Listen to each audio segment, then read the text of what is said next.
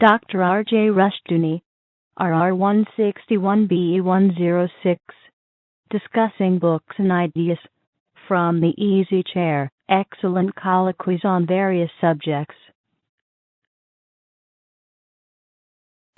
This is R.J. Rushdoony, Easy Chair number 216, April the 6th, 1990.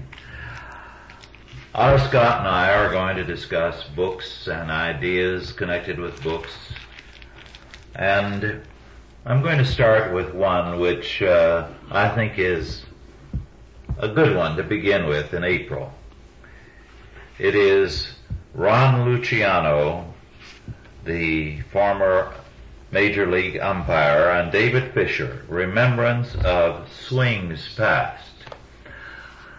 There's a lot of good humor in this book. It's, in some portions, hilarious as he recounts some of the episodes connected with baseball and baseball players, going back to Dizzy Dean and coming up to the present.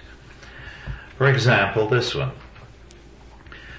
And I quote, "When not fighting, Clint was well liked by his roommates and opponents, who delighted in playing practical jokes on him. Catcher Les Moss often repaired other players' gloves, and one day he was restringing Scrap's catcher's mitt. Early Wynn saw Moss at work and suggested that they sew a slice of Limburger cheese into the pocket. 'I couldn't do that to an old roomie of mine,' Moss said. 'Here, give it to me.' Moss completed the job, leaving air vents so the odor would come out, then returned it to Courtney. When Courtney came out to catch, umpire Johnny Stevens crouched over him for the first pitch.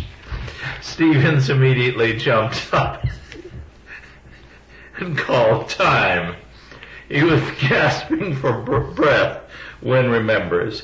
His eyes were watering and he couldn't see. He looked into the dugout and saw me sprawled over the bat rack, laughing hysterically. When he yelled, 'You get out of here and stay in the clubhouse. If the manager needs you, he can get you.' Meanwhile, Courtney just kept staring at his glove. 'John,' I asked, 'what have I done?' He was still coughing and choking, but he said, 'I'm not sure what you've done.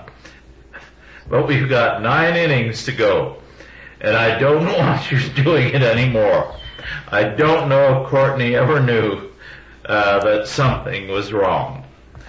Well, there are a lot of stories like that and better. But there's one thing in it that I thought, on a serious level, was quite telling. Ron Luciano discusses the argument, was baseball better in the old days, or is it better now? He does not come to a conclusion. He gives you the arguments pro and con. But he does make an interesting point or two that favors the argument that it was better in the old days. And I think it's important for us for this, well, I'll come to the reason later. His argument is this. We now have far more major league teams than we did in the old days when there were only 8 teams. 8 teams in each league. So we have not only more players per team, but more players per league. So he said, you're not going to have as much quality when you have a large number of players as compared to, say, what it was in the 30s and the 50s. On top of that, what has happened since World War II is that the temper of the people has changed quite a bit. In those days, there were minor leagues galore from coast to coast, each with a large following, so that a young player had the extensive experience of a long time training in the minors. So by the time he reached the major leagues, he was 3, 4, 5 years in the minors and seasoned, an experienced player. Now he goes up to the majors as a raw rookie. So apprenticeship has largely gone out of baseball. Now, this reminded me of something else in another book that I was reading about the same time. It was, in fact, a book by L'Amour, the Western writer. And in it he spoke of his apprenticeship before the war in pulp magazines, writing for them. And it was a great training school, because in those days there were more readers than there are now per 1,000 people. I know that in those days not only young men, but older men, farmers, cowhands in isolated ranches read heavily in the pulp magazines. And a great many exceptionally good writers got their start there. The editors were very capable. They were demanding. So a writer was schooled before he broke out into the big leagues, which would be Liberty, the Saturday Evening Post, and Collier's, and the world of novels. None of that now exists. The pulps are gone. The old schooling that writers received is gone, and writing has declined. So I think the evidence that Luciano collects does indicate to me, even though as an umpire he remains neutral, the evidence does indicate to me that the lack of apprenticeship has hurt us in baseball, and I would say in other spheres as well. Any reaction to that, Otto? Well, of course, you're giving the story of my life. I used to write for the pulps, and I went through all that. But there are a great many more publications today than there were then. And I would say that there's plenty of opportunities for a beginning writer to break into print. There are city tabloids they don't have big names, but there are a great many of them. Some of the best writing in San Diego when I lived there up until 7 years ago was in a San Diego handout tabloid with lots of ads for beauty parlors and athletic salons and things like that. And I remember that the Seville, I think was the fellow's name, who covered the theater and music, and he far outdid people in much bigger publications. He was terribly good. But I do agree on the apprenticeship thing. There are no apprentices anymore. At first you have to go to college. And if you recall the issue before last of the American Scholar, the Phi Beta Kappa publication had a long article on the kind of writers that are coming out of school, in which we have academic writer after academic writer who is writing along the lines of his teaching in school and not along the lines of his observations. Because what can you observe in school except the school? And writers used to roam the landscape to learn. He mentioned this and I had forgotten it, that a generation or more ago you'd see on the copy, the jacket copy about the author, that he had been a lumberjack and a truck driver and a fry order cook and a half a dozen other things before he started to turn out books. And you no longer see that. You now see that he is a graduate of Harvard or this place or that place. And I don't think school makes a great deal of difference. We have lost the idea of the link between the generations. I don't think young people today learn from older people. They learn from their teachers. Yes. And this has had a devastating effect upon our society because it breaks the link between the generations, which makes them explicable to each other. And it also severs the roots of tradition. Now, the ball players that you were talking about, we can all relate to. At least I can relate to immediately. I remember jokes like that we played on one another at sea. One time is not a very good one to repeat, but there were two men on the vessel, one of the vessels, that had false teeth. And some terrible fellow transferred the lower plates of each to their one's glass to another. And those two men got into a fight.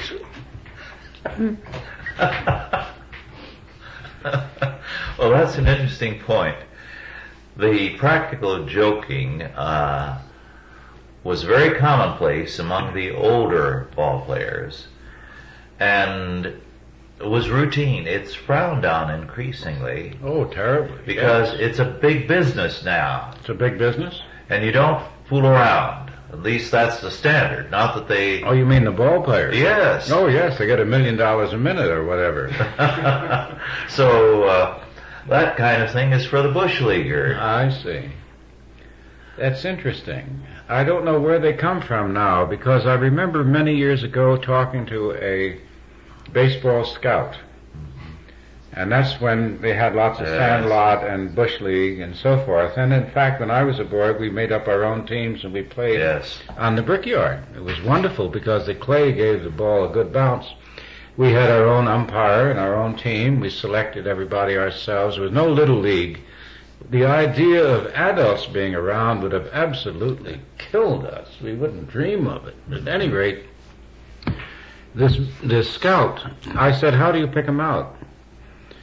How do you pick out a player that you think should have a shot at the big leagues?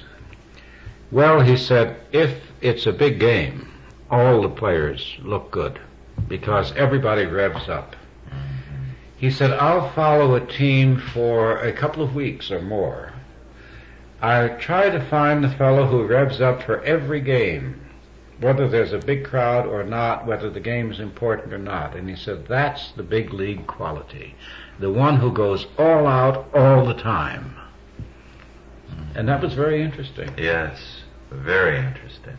He always does his best. Mm-hmm. Well, we're discussing books today, and I'd like to go back to one I mentioned in our previous Easy Chair, A.J.P. Taylor, Politicians, Socialism, and Historians. This book was published in 1982 by Stein and Day. It's a very interesting collection of essays and mainly book reviews.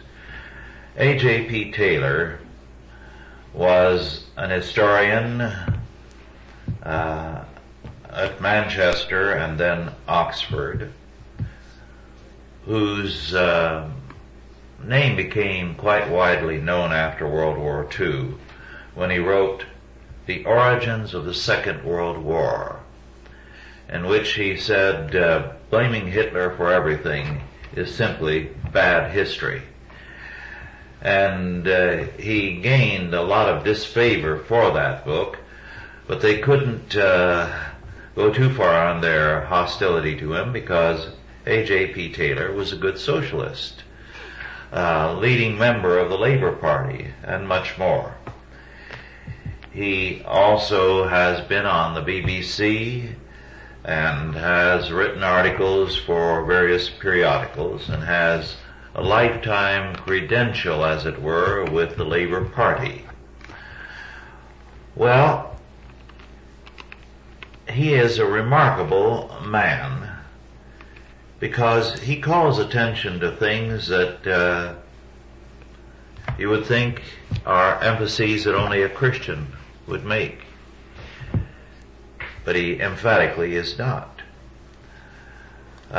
He sees the doctrine of evolution as heavily applied to the world of ideas, And he says it is irresistible to the children of the Darwinian age.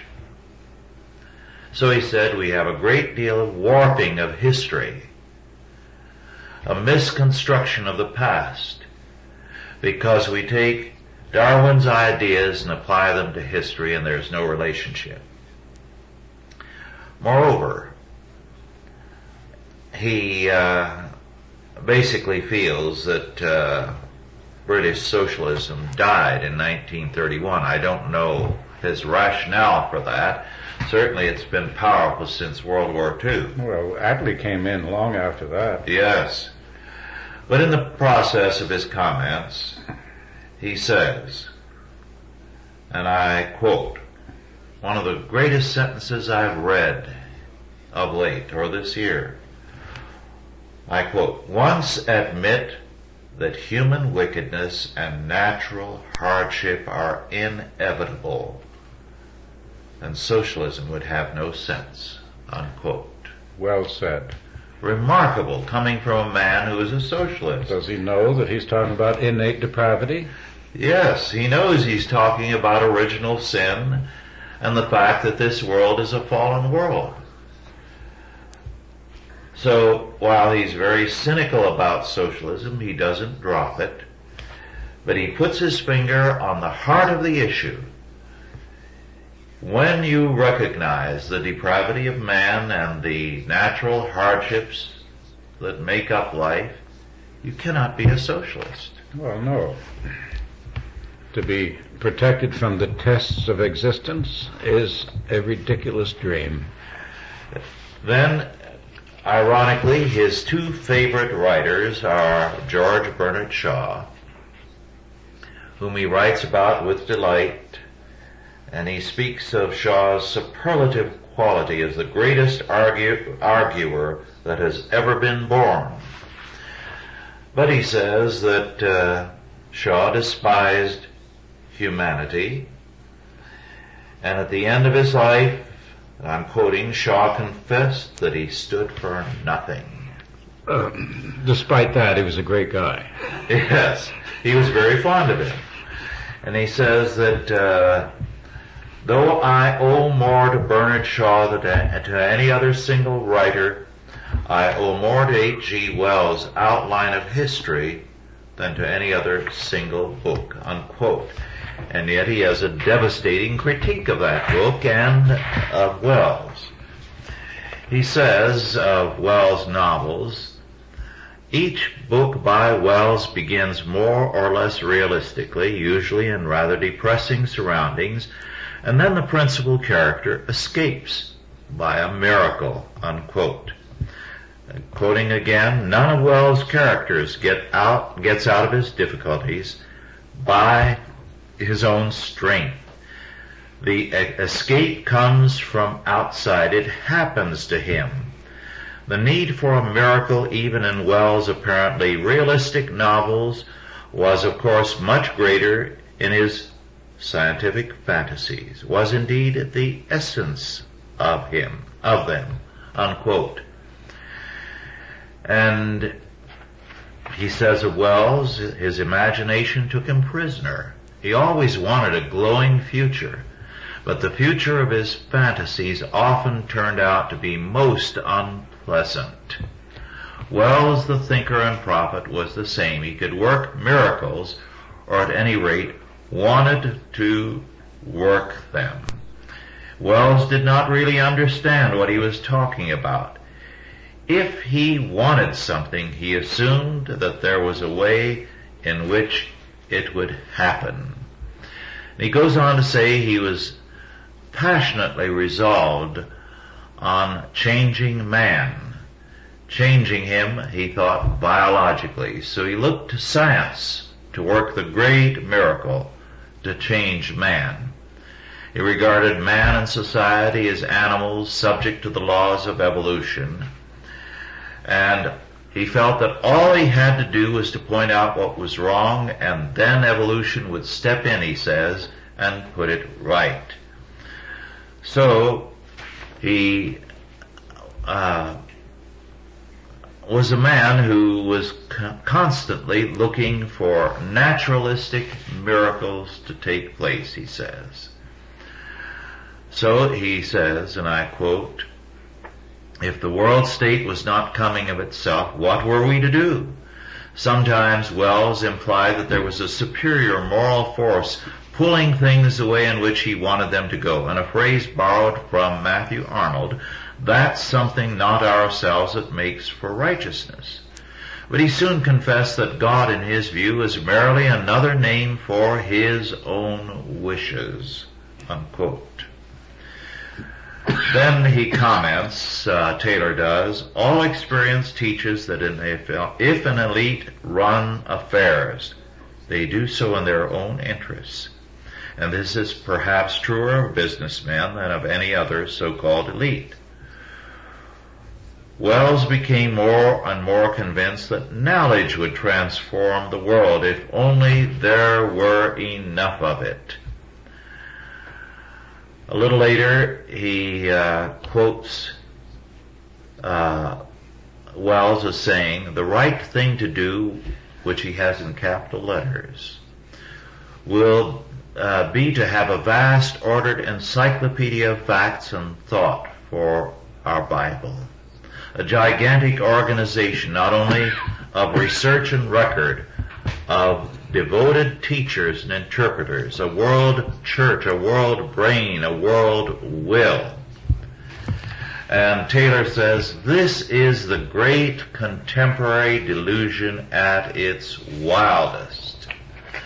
So his critique of Wells is devastating, and it is, he calls it the golden calf of knowledge. Taylor writes like a Christian prophet in his critique of socialism. He is cynical of socialism as he is of everything else. But it is a devastating study, a landmark book. He is feeblest when he suggests anything positive, as he does when he says that the answer to communism, it is not anti-communism, it is a democratic socialism, equally convinced of its principles, but more tolerant in applying them. Well, I can't forget that H.G. Wells' last book was called A Mind at the End of Its Tether. Yes. He died in despair because he came to understand at the end of his life that his belief in science was misplaced. Things were not turning out the way they were supposed to turn out or the way he expected. He was a wonderfully gifted man.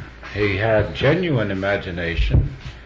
He wrote early in his career 30 stories of imagination, I believe, and it was true. Every one of them were unique and original. Yes. But like Hemingway, all his stories ended in either no resolution or defeat. Mm-hmm. His War of the Worlds, the invaders, the alien invaders, succumbed to a disease. The people of the earth did not protect themselves at all. In The Time Machine, when he went forward toward the end of the world, he found human beings reduced to virtual vegetables living by machinery. And that sort of colored his whole life. There was no actual, real optimism in Wells, and his personal life was very messy. Yeah, very messy. I read everything that I could get my hands on by Wells in my early to middle teens.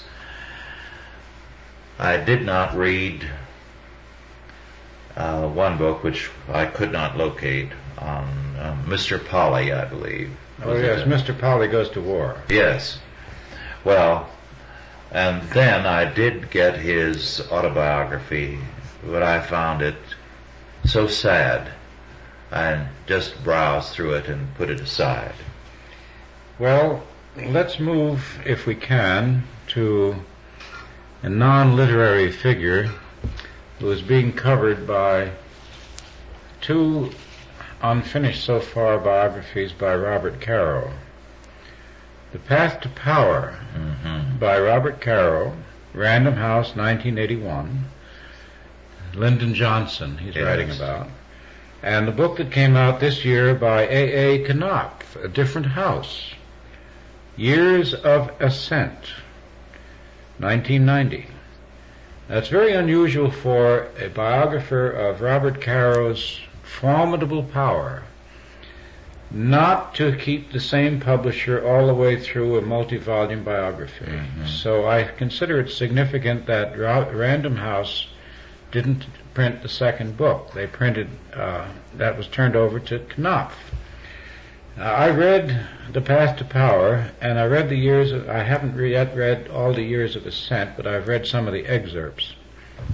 And in the second biography, he proves beyond any doubt that Lyndon Johnson stole an election in order to get into the United States Senate. Yes. And he also goes into great detail, which none of the reviewers have discussed, on how he became a multimillionaire while he was on the government payroll by using his influence to get a television monopoly in Texas.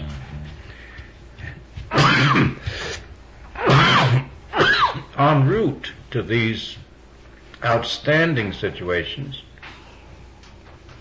he describes in the first book how Lyndon Johnson had an adulterous affair with one of his most powerful and wealthy backers. In the second book, and in the first book too, he talks about how he publicly insulted and abused his wife, treated her like an animal or a dog, used to shout orders at her across the room. His almost unspeakable personality, crafty. He played the former Speaker Rayburn of the House.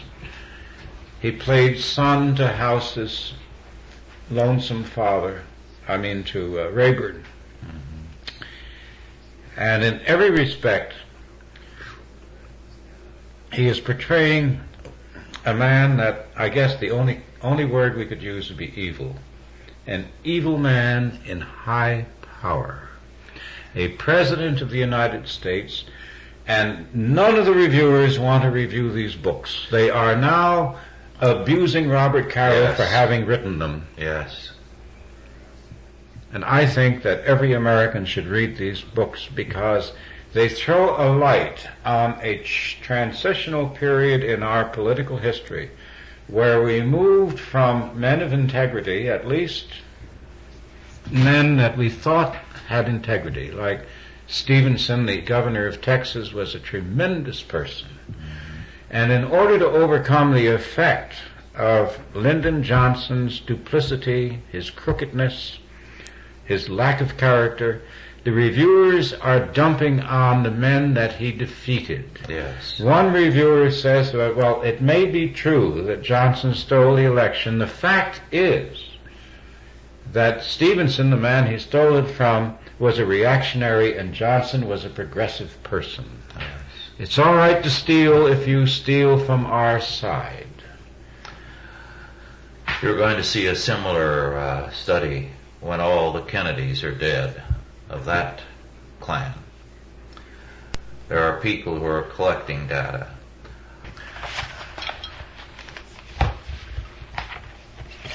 I'd like to go back for a moment to A.J.P. Taylor, Otto, because he makes this statement that I could spend a week on the book. There are so many telling things in it. But this, and I quote from page 183, the British left believed as confidently as Lenin had done in 1917 that socialism could be made in 24 hours. Socialism was preached in moral terms. Men had to be persuaded that it was right and just. The only problem was to win a majority, then socialism would follow of its own accord. The labor movement had only to squeeze up wages and welfare until capitalism exploded and the trick would be turned. Hence, while the left preached and argued, it did not lead. Economic conditions, not leadership, would produce the desired result. End of quote. Now, he has a great deal of that kind of commentary on the total lack of any realism on the part of the left, that they expected paradise to come in with their victory. They were the good guys, and therefore when they triumphed, paradise would immediately be ushered in. A leftist millennium. Well, they're still there. Yes, still believe it. And they're still here. Mm-hmm. The collapse of all the leftist governments in Central Europe notwithstanding. Mm-hmm. Results mean nothing to these people. No. We see the escalation of all kinds of problems in this United States, mainly from the left. Mm-hmm. It was the left that was going to settle all racial discord. Look at it. Mm-hmm. Yes. It was the left that was going to make this a more equal society. Look at it. Yes. Now, some of the things that they're discovering, or at least they're proving, are interesting to me. We hear a great deal, for instance, about equality of opportunity, the need for equality of opportunity. But the fact of the matter is that it was soon realized, if not admitted, that if opportunities became equal, the distance between the clever and the dull would widen and not contract. Yes. Because the clever then would move way ahead. So, of course, instead of having equality of opportunity, we have now Head Start, which not only involves kindergarten children, but moves all the way up the scale to adults. Some people have to be given a handicap, like a golf tournament. Some people have to be given an extra push, because it is unfair for the clever to be better than the dull. And I'll never forget what Durant said. Durant said, there is no system of government that has yet been devised that will enable the dull to outwit the clever. Very good. Very good. Well, one of the books I read of late, which frankly was a disappointment, because I'd expected more from the author, Sir Arthur Bryant, who has written some exceptionally able historical studies. This is his book, Protestant Ireland, first published in 1967. It is, of course, on England. And he describes England from the time of Charles II to, well, perhaps World War I, although basically the Edwardian era is when he terminates his very close attention. It is weak because it does not consider the religious history of that time, nor the impact of the Puritans and evangelicals. However, there are some excellent things. He says, in this era, the ruling principle of English society was the conception of a gentleman. Good breeding was not merely a mark of social distinction, but a rule for the treatment of others. It made few concessions to the ideal of equality. Men, it was held, were born to varying lots, and in 1815 one took these distinctions as one found them. But a gentleman was expected to treat his fellow creatures of all rank openly and frankly, even when it meant sacrificing his interests to do so. A gentleman did not tell a lie, for that was cowardice. He did not cheat, go back on his word, or flinch from the consequences of his actions. When Lord Sefton succeeded to his estates, he at once settled, and without question, a gambling debt for £40,000, alleged to have been incurred by his father at Crockford's, unquote. And he said that a man's reputation was his most valuable possession, and the gentleman set the standard so that even the people on the lower levels of society looked to that standard for their own code. He said that at that time there was a national character which was marked by pugnacity. The Englishman loved sports, and he loved a good fight, so that he relished war. He relished things that established his pugnacity. And he gives as an extreme example of this temper, and I quote, "A yeoman farmer of the same place left a sum of money to cover his grave with spikes pointing upward, swearing that he had never been trodden on when alive and would not be when dead," unquote. I like that. And he said it became such a thing that where there was a law they didn't like or a rule they didn't like, they systematically broke it. A temper that apparently passed on to the United States, according to Europeans. But he says in one area, in the villages of Whittleberry Forest, almost every householder was a poacher. That was the result of having strict rules against poaching. Yes. They all had to do it. Strict property laws. And he says the church was the center of communal life. And it was the chief social event of the week.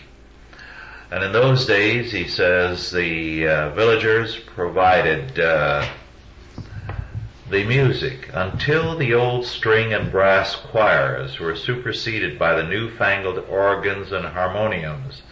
The village played as great a part in communal worship as the parson. Standing each Sunday in the West Gallery, these rustic instrumentalists, with their copper key bugles, trombones, clarinets, trumpets, flutes, fiddles, and bass viol, represented a folk tradition older than squire or clergy, unquote. Now, Sir Arthur Bryant doesn't go into it, but that is the background of General William Booth and the Salvation Army and their bands in public places, holding meetings. That was the English village tradition. Well, I'm very interested in what he said about the manners.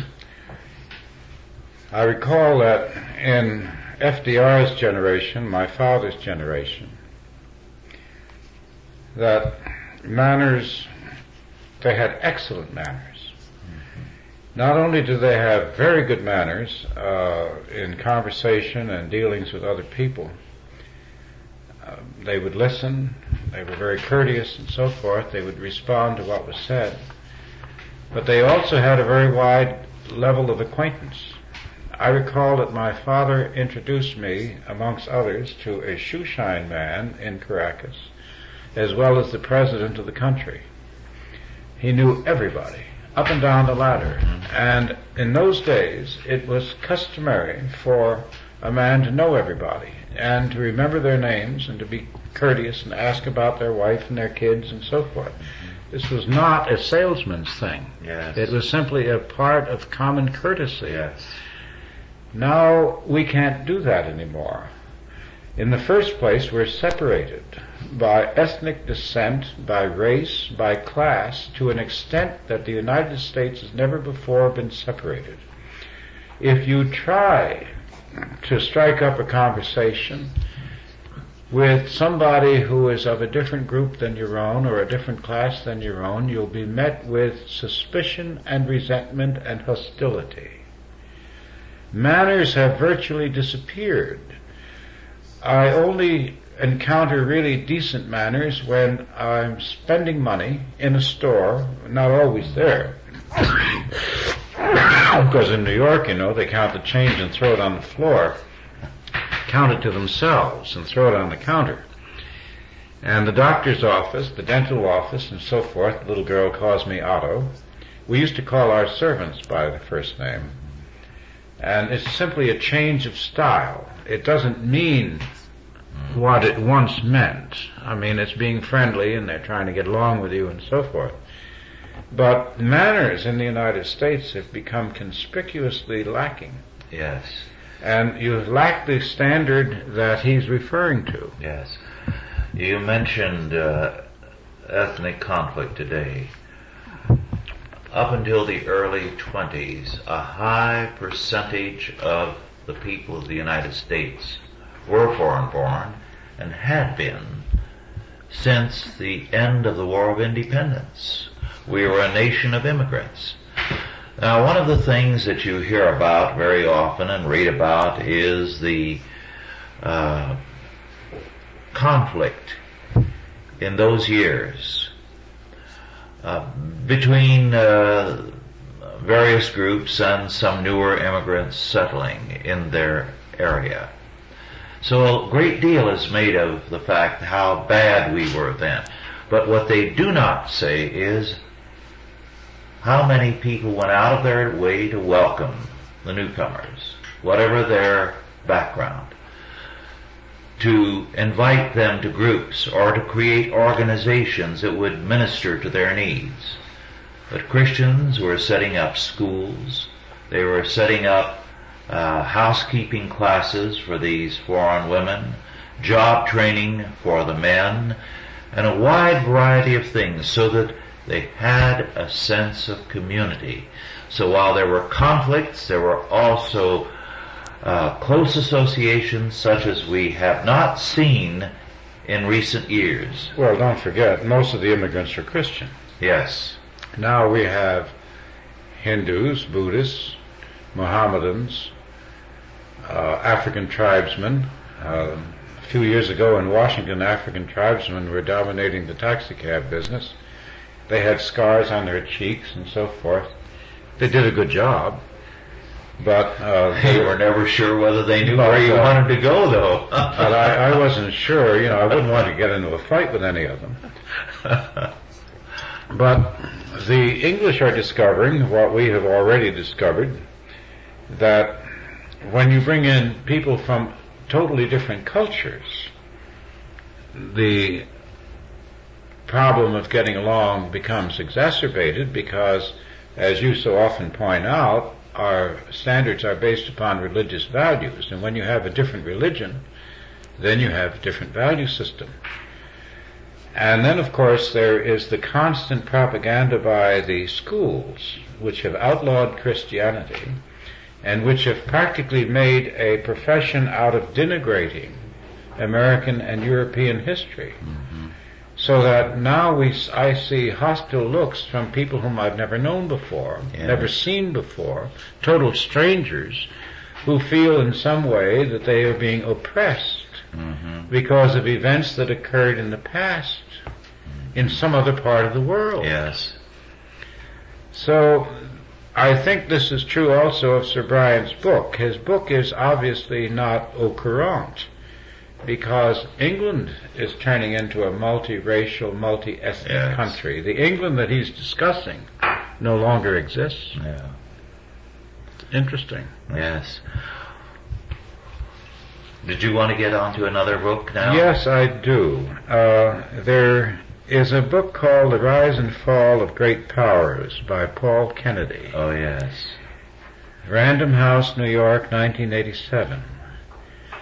It was a landmark book because it became a bestseller, and for the first time, the average American suddenly became aware, in reading The Rise and Fall of Great Powers, that the United States is not only in a perilous position as a great power, but it is probably no longer a superpower.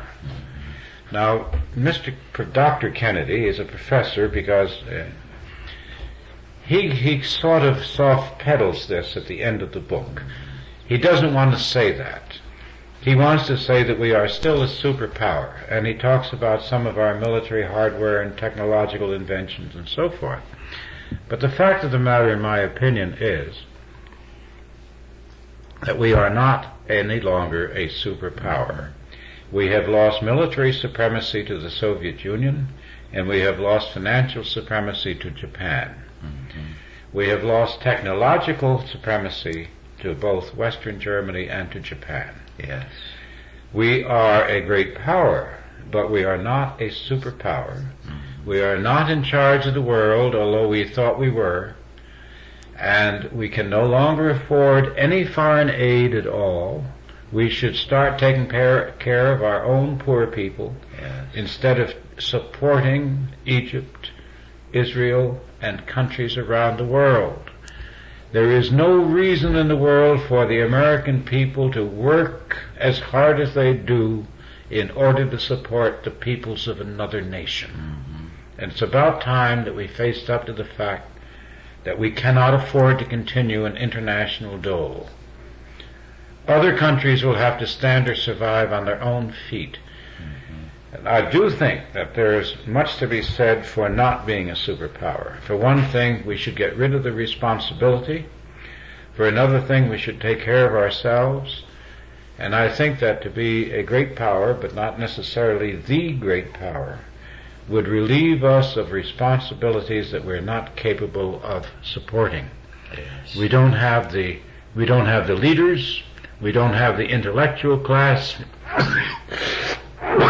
Diplomas do not supplant intelligence. Yes. And I would recommend everybody read The Rise and Fall of Great Powers, because every pit that Spain fell into, that England fell into, that other countries fell into, we have faithfully followed. Well, I'd like to deal with a different type of book now. One of the books which in the course of moving over the years I somehow lost was a small paperback atlas that I was given,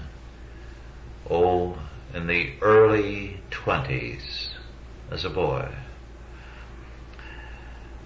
And that was not an unusual gift in those days. In fact, this was a special edition of maps and statements for children. Sure. I've always been interested in atlases, and the one I have before me right now is a historical atlas of Armenia over the centuries from the earliest days to the present. Very intensely interesting to me. But all atlases are. Perhaps this is an interest that has been especially strong in our family, and my brother is a professor of geography. But I think it's a very sad fact that, for example, a test of knowledge in the schools of Britain not too long ago resulted in the knowledge that most of the students there could not place England on a map. In England? Yes. They couldn't locate their own country. No, they could not. They placed it some in continental areas like Latin America, Asia. They confused it with Japan and other places. They didn't know. And you can talk to people who've traveled all over the world, and they have a very vague idea of the geography of the places they visited. They're ignorant. Now, how can anyone live in a world without understanding it, or become a congressman or a senator with the abysmal knowledge they have of world affairs and world geography? But this is routine in our time. So I think, and this is why I introduced it, it would be a wonderful thing if an atlas were purchased by parents for their children. Well, certainly should. Of course, we have the, the Yearbook of Facts that is published annually. The Almanac. The Almanac of Facts. No maps in the Almanac. No, but you have all kinds of historical facts and data. A book like that plus an atlas, I think, should be in every home that takes its responsibilities seriously with regard to children. Well, an atlas also does something else. It shows you how countries and nations and groups and cultures wax and wane. Yes. I mean, Armenia was an independent country and so forth, and now, of course, it's a subjugated province, yes, and splintered and set apart. When I was a boy and you were a boy, the British Empire was around the world. The sun never sets, they say. And now, of course, it's reduced to a small island with 60 million people. Yes. The United States is shrinking. A lot of people don't know that. We've given up territory to Mexico. We're in the process now of considering the surrender of certain crucial islands off the coast of Alaska, yes, to the Soviet Union. And I remember that Gallienus, one of the Roman emperors, was the first to allow a piece of Egypt to get out of control of Rome, because he said to his court, "Of what use is it?" And they said, "Well, we get linen from there." Well, he said, "You mean to say the empire really can't get along without linen?" And they all laughed and said, well, of course they could. And Gibbon said it was a very significant thing. Mm-hmm. It was the first time that the Roman Empire gave up territory. Yes. We're giving up territory. I think the Atlas thing is an excellent suggestion. Yes. Howard Phillips is the only one who's really been consistently vocal about the surrender of portions of Alaska, the islands, right, the Soviet Union. Right. They are strategically of great importance. Very great importance, and yet all our press, the media, Dan Rather, is not concerned. Mm-hmm. Interesting. Yes. Well, when you and I went to school, our geography books were basic. We studied geography almost every day. You had to draw a map, yes, of all these various countries and list their exports, their imports, their products, exactly, their cultural characteristics, the whole thing. I remember once being sent out of the class for impertinence because I said that the teacher said that sharks were poisonous, and I dissented. I said they're hanging up and they're sold. Shark steaks are sold in Latin America. Out of the room. But it was a very important subject. Yes. Very important. And today it is not really taught in most schools. I wonder why not. Has anyone ever explained why not? It has given way to social studies together with history, and it is really unimportant if you have as your goal a one world order. Ah, yes. National boundaries are no good. Yes. We shouldn't have any, excepting some countries should have some, others don't. Apparently, our White House feels that Lithuania is important to the Soviet Union. Yes. Well, the publication of geography textbooks today is at the lowest ebb. But it was romantic. I remember how fascinated I was to all these different people. Mm-hmm. And you know, this nonsense that came in at the end of World War II about one world and how small the world had become, the only people who believe that are those who have never tried to travel around it. Well, as a part of geography, we had books in the classroom on these different countries. There were a couple of series. One was the Eskimo twins, or the Spanish twins, or the Scottish twins, and so on, which dealt with each of these nations, and you learned a great deal, and they were delightful stories.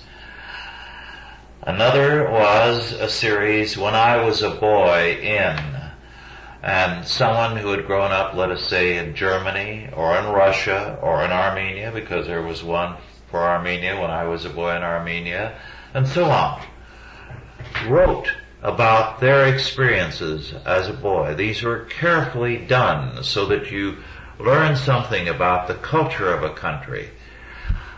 And that was in every classroom, and you were expected to read a number of those when I was a boy. As you're talking, images come to mind. I remember being struck by the fact that St. Bernard dogs were used to pull milk carts in Belgium. Yes. I remember the picture. Remember that? Yes, I'd totally forgotten that.